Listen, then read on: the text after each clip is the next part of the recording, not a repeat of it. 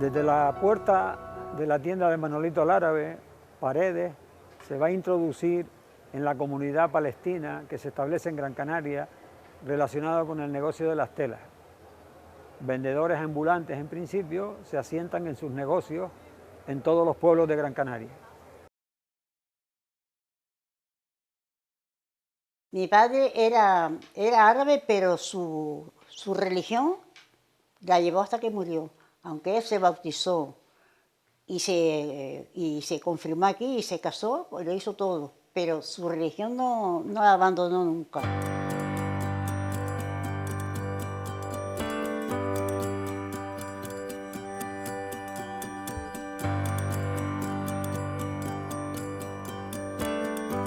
¿Podríamos hablar de casualidad de que la comunidad palestina se establezca en Gran Canaria? Bueno, las casualidades siempre tienen explicaciones múltiples. Parece casualidad, pero igual no tanto.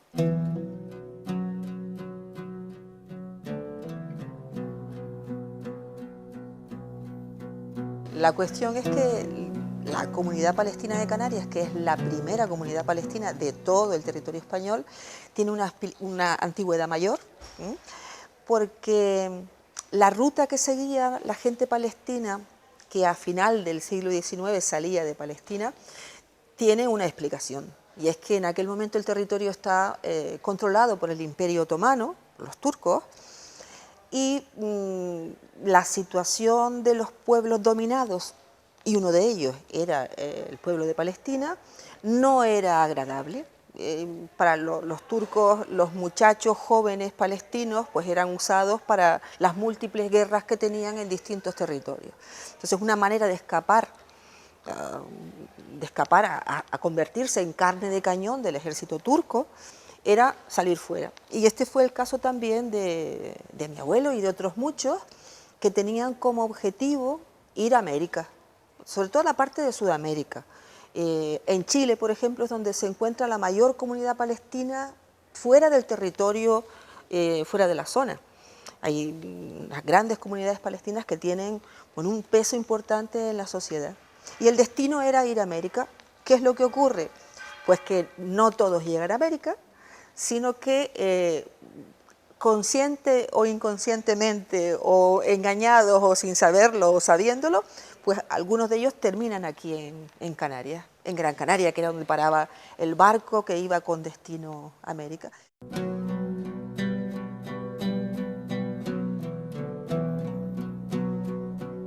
Los palestinos que vinieron en aquella época, antes del 48,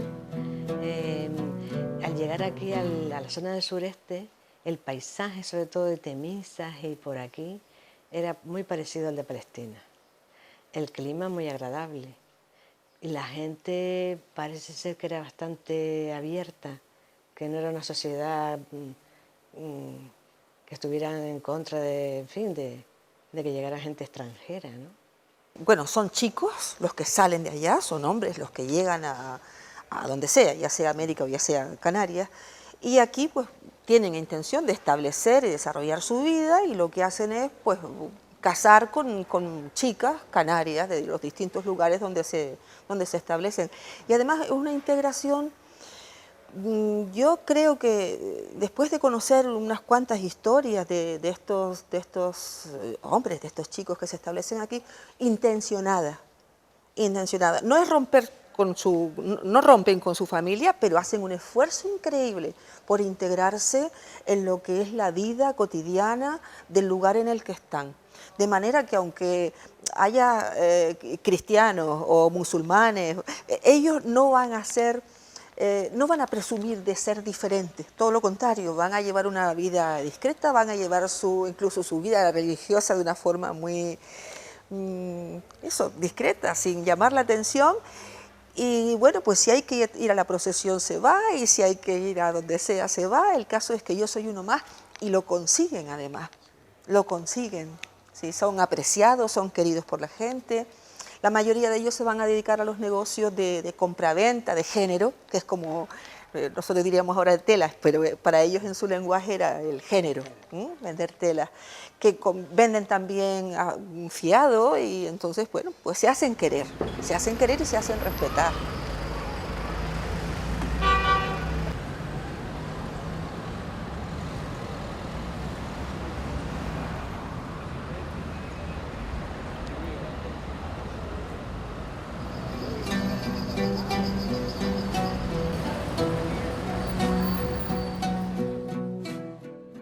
Exactamente el año no lo sé, pero sí sé que fue alrededor de los años 20, entre los años 20 y 30, porque sé recientemente el año en que se casó allá en la aldea, en el año 31, después de varios años de estancia ahí en la aldea. Por tanto, yo creo que a principios de los años 20 fue cuando llegó.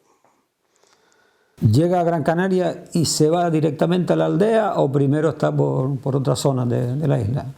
No, la estancia en la isla de mi abuelo se reduce a la aldea. No sé de qué manera llegó, pero las referencias que tengo es que se estableció en la aldea desde los inicios de su llegada.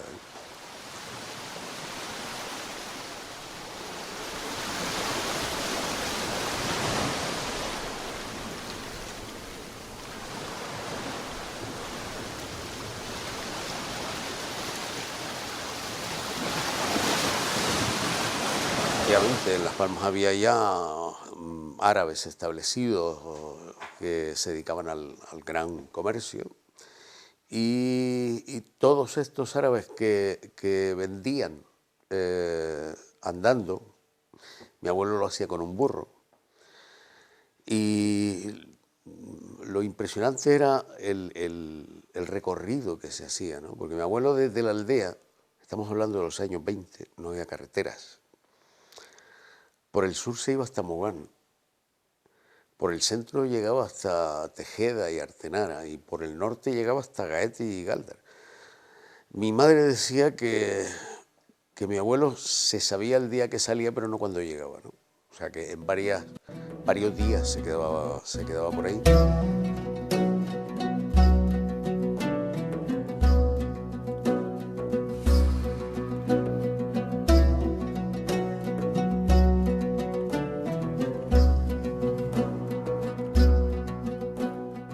La verdad que lo de es un misterio, que llegan aquí sin conocer a nadie, sin hablar el idioma, sin saber leer ni escribir, que cómo se adaptó a esta situación. Él sí, llegó a Canarias, estuvo deambulando por una serie de sitios, al final terminó en Valsequillo, y en particular después en Tenteniguada, que allí fue donde conoció a mi madre. Los Portillos me parece que se llamaba. Tú no has ido para Tenteniguada y has visto un sitio que dice Los Portillos. Por ahí hay todavía personas que lo conocían a él. Algunos quedan. No tanto los primeros, pero algún familiar. Porque a mí me han contado las cosas de él, personas que lo acogieron en la casa y que le daban la comida. Y que era muy honrado, muy buena persona, que no engañaba a nadie, que siempre miraba por la persona que no tenía, le regalaba algo si le hacía falta. Y siempre fue muy querido en Valsequillo. Manolito el Árabe por todos los sitios. Yo sé que, según los conocimientos que tengo, en Valsequillo se instalaba en una casa de Pilarito, que esta era la madre de Jacinto Suárez Martés, antiguo corresponsal en Valsequillo.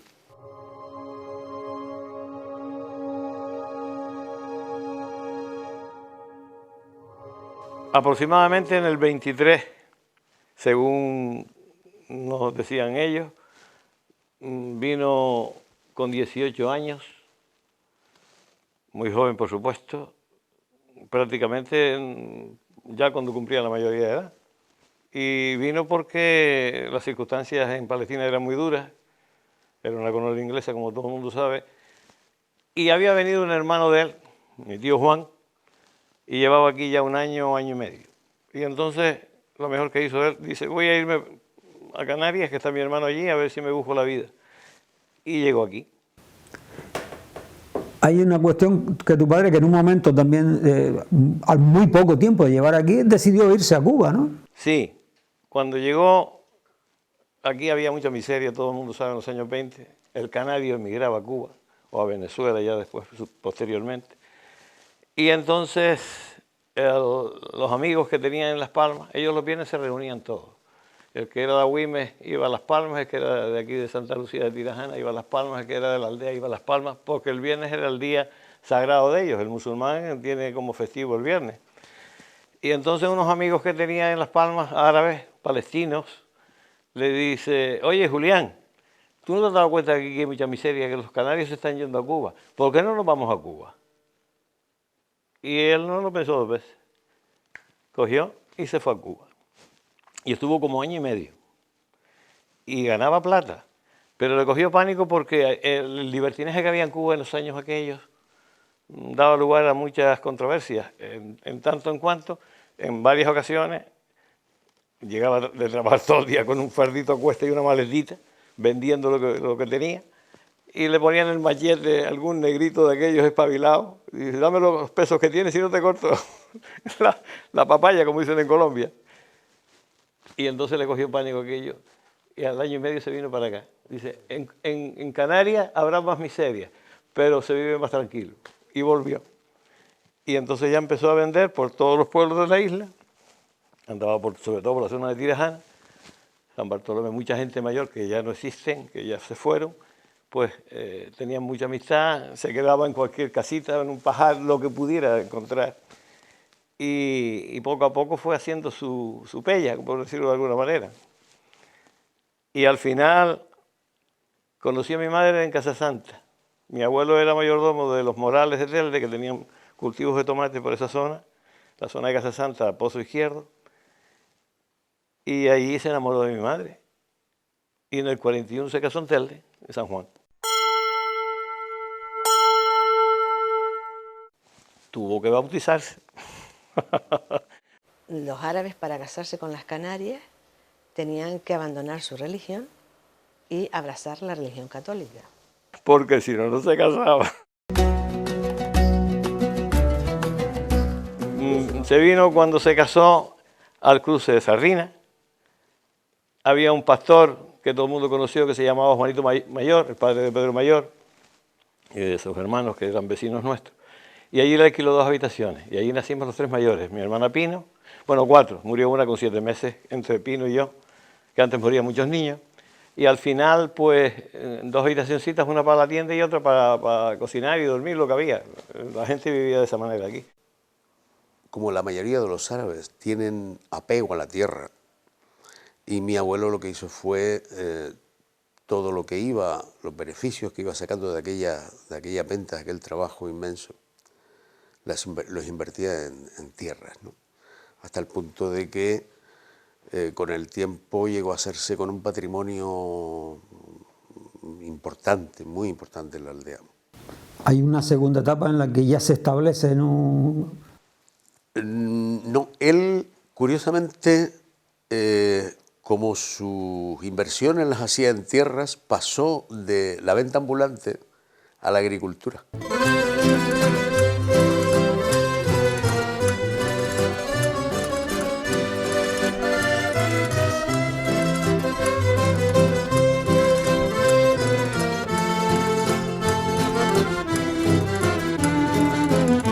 Él llegó aquí, se instaló, empezó a recorrer pues las montañas, recorría todas las montañas. ¿Cómo lo adquirió? Pues no lo sé, pero iba con una saca de estos los que se ponía del hombro lleno de ropa. Entonces iba por las casas ofreciéndose a las mujeres. Tenteriguada, Las Vegas, todo eso iba a ir vendiendo.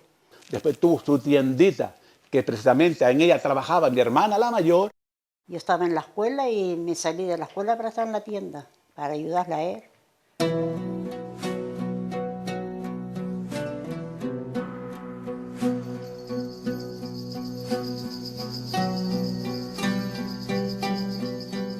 Entonces prácticamente se integraban.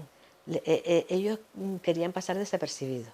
Entonces lo que tenían que hacer era rápidamente aprender más o menos español o defenderse en español. Y luego eran gente, me imagino, agradables, coquetos de alguna manera. Recuerdo que hace como 30 o 30 y pico años fui a Moguer a dar clase. Y un señor mayor, abuelo de uno de mis alumnos, me preguntó de qué familia era yo de la aldea y le dije, yo soy nieto de Jaime el Árabe. Y me dice, no me digas que tú eres nieto de Jaime. Me dice, aquí tu abuelo era muy apreciado. Tu abuelo llegaba aquí y se quedaba, se le ofrecían las casas para quedarse. Entonces, esa referencia pues a mí me llenó de orgullo, ¿no? era muy bondadoso en el sentido de que le daba fiao, lo que se llama la palabra fiao, a muchísimos aparceros que habían aquí en esta zona, de año a año, porque el pobre aparcero no tenía nada en el bolsillo, sino cuando cobraba el tomate, llegaba a la tienda, le decía, ¿cuánto le debo? Tanto. Pagaban y dice, ¿puedo llevarme hasta el año que viene unos cachitos? Pues, sí, lleve usted lo que pueda, o lo que quiera. Bueno, nosotros teníamos, no quiero exagerar mucho, pero habíamos más de 2000 clientes de la zona, sobre todo parceros, gente que necesitaban de que les echasen una mano. Y así se vivía en aquella época. Estuvo trabajando, por ejemplo, para la empresa esta de Juliano Bonny Gómez, que en su momento era Juliano Bonny Gómez exactamente, que es el padre de los herederos actuales. Él tenía una gran amistad con él y don Juliano tenía también una gran confianza en mi padre. Mi padre después, por ejemplo, en el sur veía un terreno, venía cualquier cosa, hablaba con él, se lo ofrecía, mira aquí, aquello barato, y él tenía una tal confianza en él. Mi padre tenía buen ojo para calcular dónde podía haber agua. Y también supo ahorrar.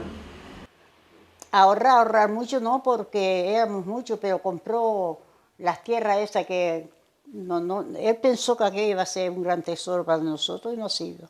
Fue la ruina nuestra al pisar aquella tierra. Yo no he ido nunca a verla. Yo nunca he ido abajo a ver las tierras porque me recordaba que allí murió él.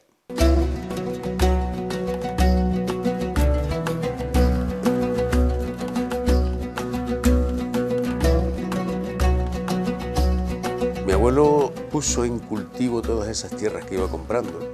Además fue un pionero en determinadas cuestiones agrícolas. Por ejemplo, compró pozos y las tierras de las laderas altas que eran de secano, no había posibilidad de regarlas.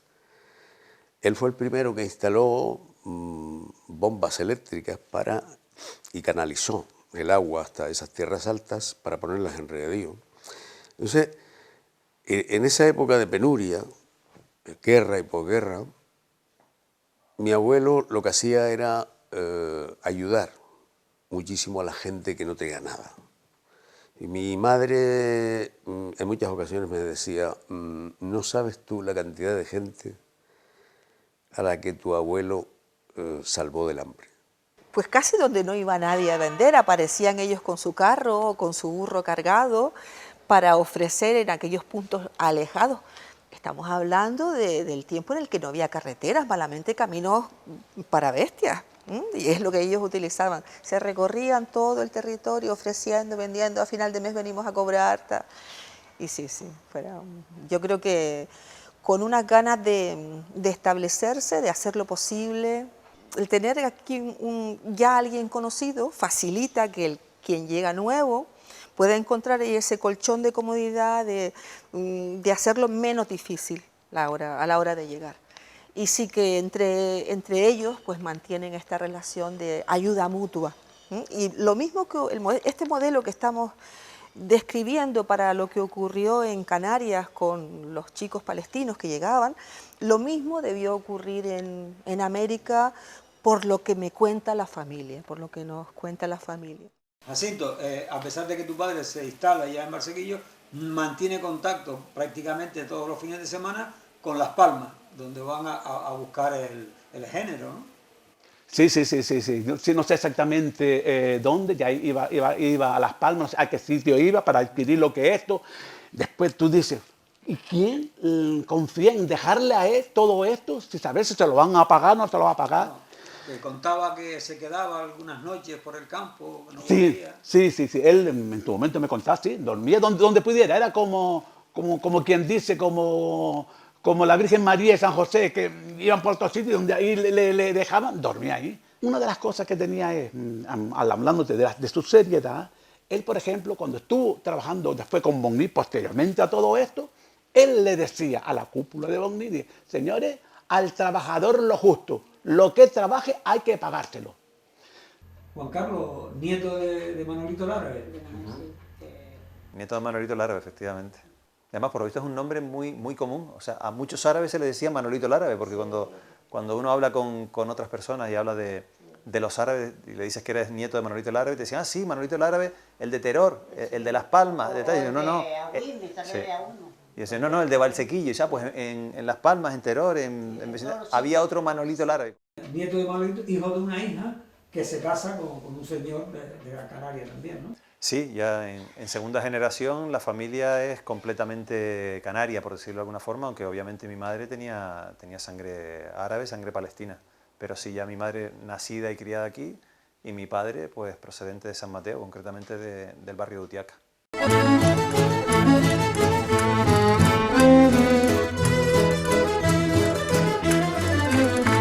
Él cuando llegó a la aldea dijo a todo el mundo que él estaba casado en Palestina.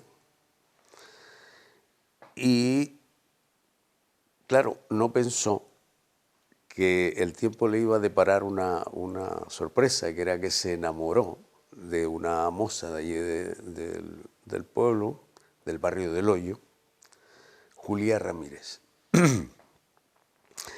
Y entonces mi abuelo parece que empezó a soltarle los tejes, y ella, claro, le recordaba su condición de casado en Palestina, porque él lo había dicho, él no quiso, cuando llegó no lo ocultó. Y claro, mi abuela le decía, no, que tú estás casado y tal, y así pasaron los meses, incluso algún año y tal, hasta que un día el burro con el que recorría la isla vendiendo ropa apareció con una corbata negra que arrastraba por el piso.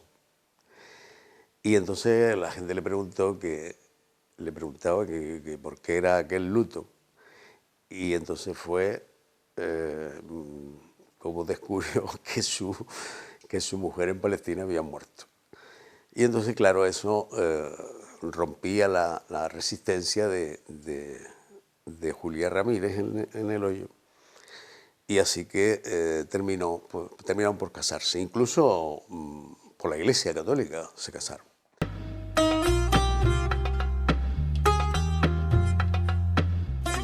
Valsequillo se da la circunstancia de que él va a apoyar a otro palestino, ¿no? Posteriormente llega aquí otro árabe, que incluso ya tiene toda su familia aquí, Abiel Javier Irak.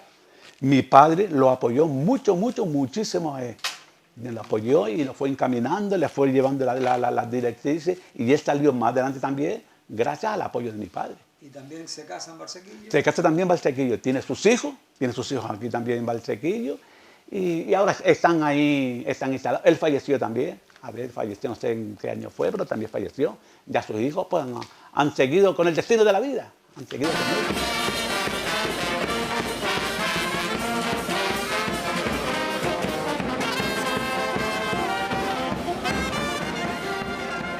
Bueno, yo recuerdo, por ejemplo, cuando hay una foto por ahí de las fiestas del Cruz, bueno, de San Rafael, perdón, y la sacó la fiesta del cruce de sardina de hace unos años, y es San Rafael, la procesión, mi padre en el centro con mi madre y yo de 5 meses en los brazos de mi madre. Y ellos iban como presidiendo la procesión, o sea que llegó a tener un estatus de persona, de comerciante y de familia pues representativa del crecimiento de vecindario, ¿no? Realmente la primera tienda que había en vecindario era de mi padre, o el comercio de tejidos, quiero decir. Y luego cuando venían los árabes, se ponían a hablar en árabe entre ellos. ¿Qué pasa? Que llegaba una hora determinada, mi padre sacaba una alfombra y se ponían todos a rezar. O sea, de manera que, según fuera la cuestión, o rezaban el rito musulmán con los compañeros que podían venir a saludarlo y a visitarle, o iba a misa si cuadraba. O sea que a mí me parece una simbiosis estupenda, la verdad.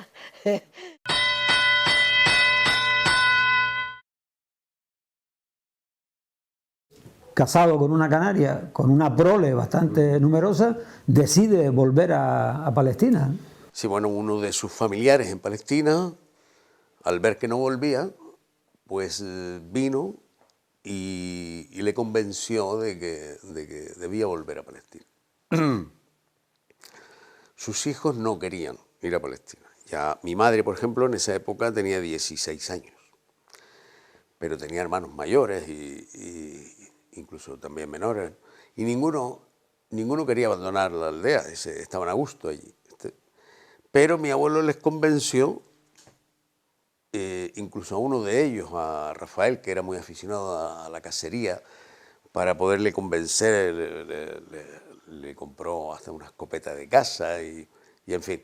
Y les pintó el lugar donde iban a ir como un paraíso, una especie de paraíso. Hasta que yo, hablando con una de mis tías, Maruca, que estuvo aquí, ya te digo, hace unos 7 o 8 años, ella vive ahora en Estados Unidos, me contaba que cuando llegaron allí se llevaron una desagradable sorpresa al ver el estado en que se encontraba Palestina.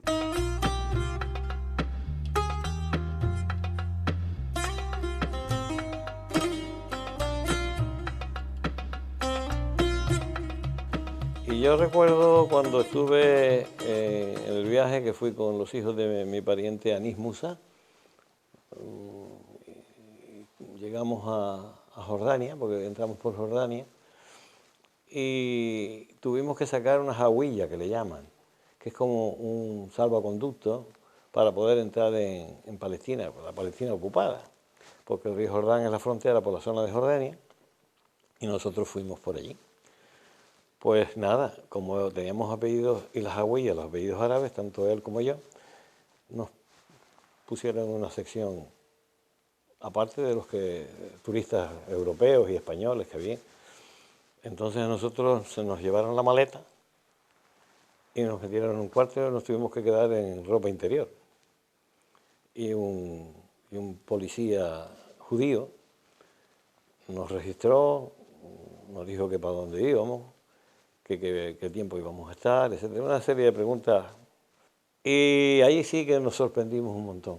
El primer viajero que llega de Canarias allí, hijo de un palestino, te hacen estar 3 días sin salir del pueblo, visitándote uno por uno. Todas las familias del pueblo se reúnen allí por la tarde contigo y no te puedes marchar hasta que pase el último habitante de la zona.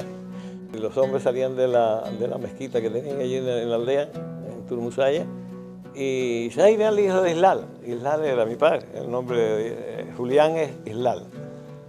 Y me paraban y empezaban a hablar conmigo, y otra sorpresa es que te mataban la comida. El cordero era casi de desayuno, de almuerzo y de cena.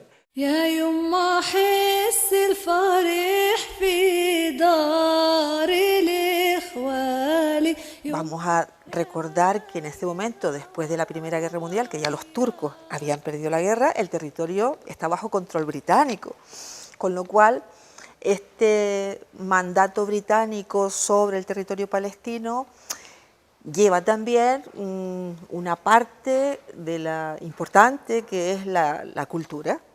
La cultura, y nosotros vamos a ver fotografías de aquella época, nos hacen pensar, porque era un territorio mucho más avanzado de lo que pudieran ser las Islas Canarias, pero a mucha distancia. En Palestina había líneas de ferrocarril, había líneas aéreas, había una actividad sindical, incluso de las mujeres, los sindicatos de mujeres muy activos. En aquel momento ya se asistía a congresos en Egipto, el sindicato de mujeres, donde en los sindicatos donde se reunían cristianas, musulmanas, daba lo mismo, lo que se quería ir ahí. La vida allí, pongo otro ejemplo, la vida deportiva, o sea, el club YMCA, que es el mismo de la canción, ¿eh? El de los jóvenes, hombres jóvenes cristianos, ¿eh? Pues tenía el equipo de baloncesto donde jugaba mi padre y su hermano, y en ese equipo de baloncesto había judíos, cristianos, musulmanes, daba lo mismo, estaban en el mismo equipo. Bueno, pues todo esto se rompe de repente cuando en el 48 se crea el Estado de Israel. Entonces esa convivencia, con sus dificultades o no, pero convivencia, se rompe totalmente.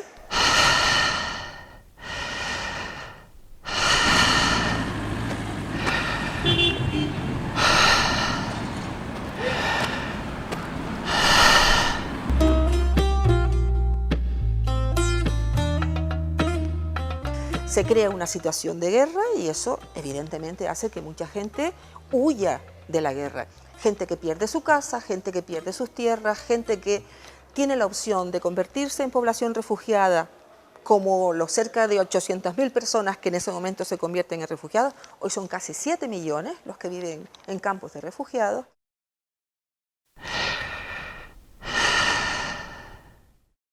Entonces es un momento también de una expulsión del territorio de la población palestina. A partir de los años 80 ha sido un goteo continuo. ¿Por qué? Pues porque la presión israelí sobre la población palestina, y tengámoslo claro, el objetivo es expulsar a la población.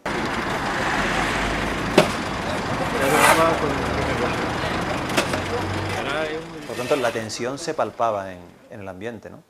Y esto, bueno, pues lo sabía mi familia aquí.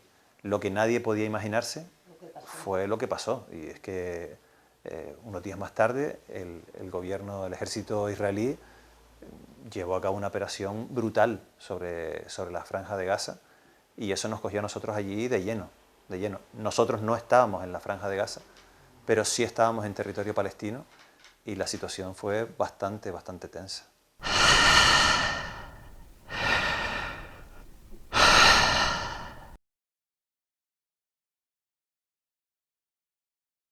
En el año 79, la primera vez que fui yo y mi madre iba con pasaporte jordano y mi madre no sabía nada de árabe.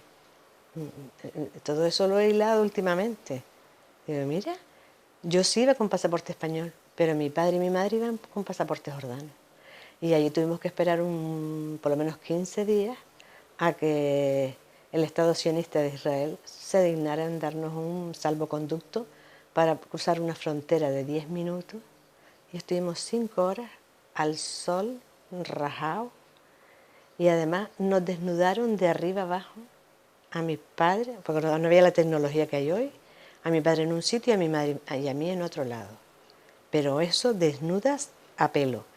Y a mi madre le tiraron las cremas, la pasta de dientes, todo lo que estaba envuelto. Nos miraron los tacones de los zapatos, nos miraron las costuras de la ropa. En el año 79, en la frontera de Alembi, que hace frontera con Jordania, o sea, para entrar a Jericó, digamos.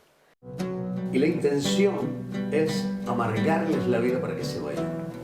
Pero como me decía Jaime, dice, hasta que quede un solo palestino vivo, Hay esperanza. no se va a ir de ahí. Nos tendrán que matar a todos para que nos vayamos. Oye, que son los propietarios de la tierra. Nuestra tierra.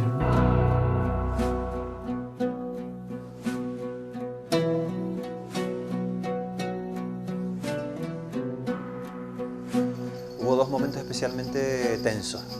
Uno en Hebrón, que es una ciudad fundamentalista de los palestinos, es bastante radical en ese sentido. Y allí fuimos nosotros a protestar delante de un checkpoint. Íbamos con una banda de guitarras de Galicia y íbamos todo el equipo. Entonces, cuando nos íbamos acercando al checkpoint, pues aquello se comenzó a tensar y empezaron a aparecer militares armados por todos lados. En un momento determinado estábamos haciendo una sentada delante del checkpoint, una protesta pacífica, y nos vimos rodeados de militares israelíes en las azoteas apuntándonos con fusiles.